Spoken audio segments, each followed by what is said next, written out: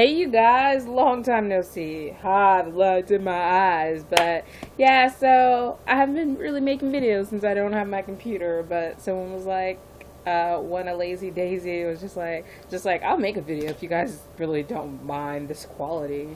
And yeah, so here I am doing one. I have gotten a couple of books since I've last seen you guys. I know it wouldn't be as much if I wasn't on my slowdown, but today I've been kind of buying a lot of books, so my slowdown is kind of reaching proportions of I'm breaking, but I'm not breaking as bad as I would if I hadn't been already buying or getting books. So that's cool. That's what's up with me. But here I got a few books to show you guys. One of the first one is The Evolution of My Dire by Michelle Hodgkins. And I've actually had this one for a while because I got it when it first came out, but my friend has had it since then and she recently gave it back. I still haven't read the first book, so it didn't matter to me. And then the second book I have to show you is Revelations by Melissa De La Cruz, and I just got this in the other day.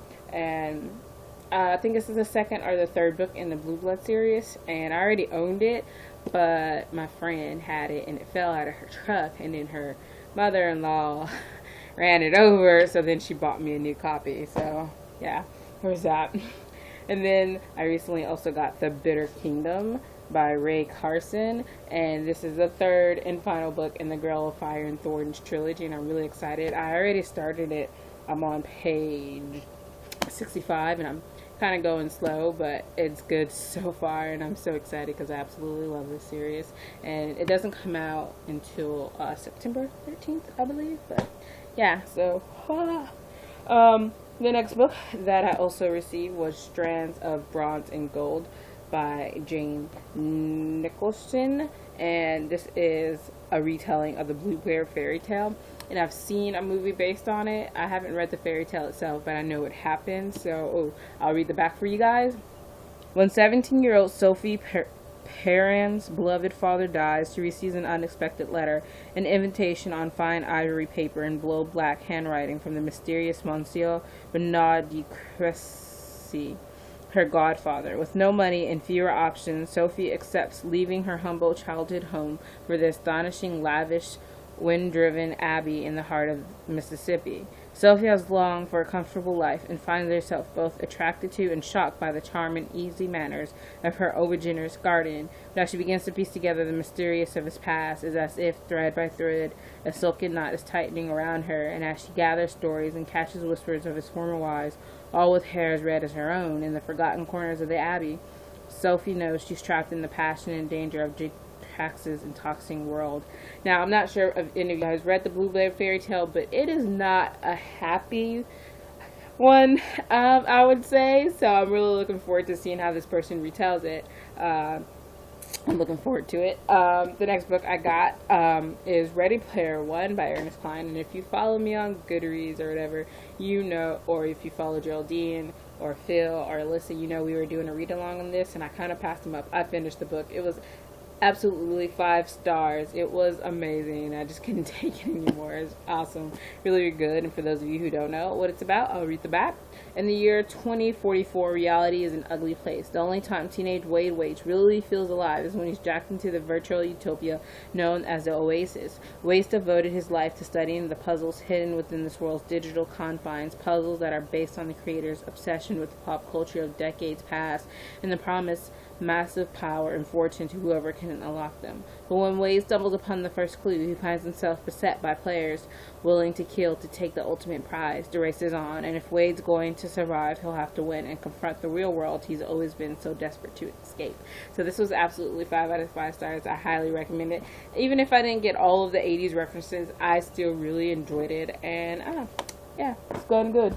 The next book that I got, and these is some of my these are some of my April pre-orders, all of them except for one because I let my friend borrow it, and because I didn't think I was going to make a video anytime soon, so I'll put that one in a later video. But the first one I got was Walking Disaster by Jamie McGuire, and this is a companion novel told from the boy's point of view from a beautiful disaster, which I still haven't finished reading, but I got it. And then as soon as I got it, the same day I got it, my sister's like, I got a copy of it, do you want it? And I'm like, well, darn it. I wasn't going to send it back. because my friend wanted to read it right away. But apparently, I may be having 2 copies of this someday soon.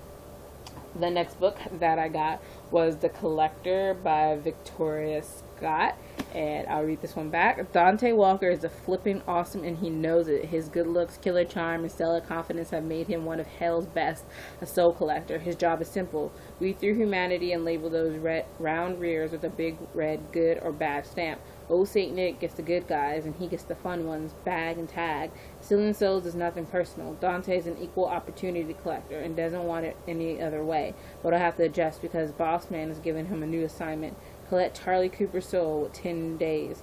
Dante doesn't know why the Boss Man wants Charlie, nor does he care. This assignment means only one thing to him, and that's a permanent ticket out of hell. But after Dante meets the quirky, nerdy, alert chick he's come to collect, he realizes this assignment will test his abilities as a collector and uncover emotions deeply buried.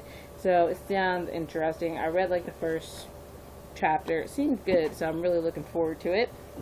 The next book that I got was Arc-Like by Jocelyn L. McQueen, and if you're following me on Goodreads, you'll know that I'm currently reading this also. I'm currently on page 206, and it's going really, really good so far, and I'll just read the inside flap. No one survives a fade. They have taken everything, destroyed everything. The only safe place left is within the wall of the light called the Arc-Light. No one survives a fade. If they call you, if you leave, you're lost. No one survives a fade. They're trying to get in. No one survives the fade. But she did. She doesn't remember how. She doesn't remember anything. Marina survived the fade, but for how long? And it has really interesting stuff on the back, so I'll read that as well. The world consists of 3 things: the arc-light, the gray, and the dark. The arc-light is survival. The dark is everything else in between, is the gray, an empty, barren, no man's land. That's where the girl was found. But where did she come from? And where does she belong? So it's going really good so far, and I can't wait. I have to sit down and read it and control myself from starting so many books. And then the last one I'm like so excited for. This is one of the last pre-orders I had in April, and it was The Program by Suzanne Young. Definitely one of my most anticipated books for this year. And if you took off the cover, as most of you guys will see by now, this is what it looks like. Like, seriously, that is awesome, you guys. I've just sat here for a little while and just did this. Like, it's so sad. So, let's see. Sloane knows better than to cry in front of anyone. With suicide now an international epidemic, one outburst could land her in The Program, the only proven course of treatment. Sloane's parents have already lost one child. Sloane knows they'll do anything to keep her alive. She also knows that everyone who's been through the program returns as a blank slate because their depression is gone, but so are their memories. Under constant surveillance at home and at school, Sloane puts on a brave face and keeps her feeling buried as deep as she can. The only person Sloane can be herself with is James. He's promised to keep them both out of treatment, and Sloane knows their love is strong enough to withstand anything. But despite the promises they made to each other, it's getting harder to hide the truth. They're both growing weaker. Depression is setting in, and The Program is coming for him. For them. Not for him. But that sounds so good.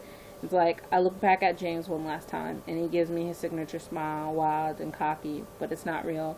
Sometimes I think it's never real. James is best at hiding the pain, disguising the feelings. He knows what it takes to stay out of the program. He'll keep us safe. He promised.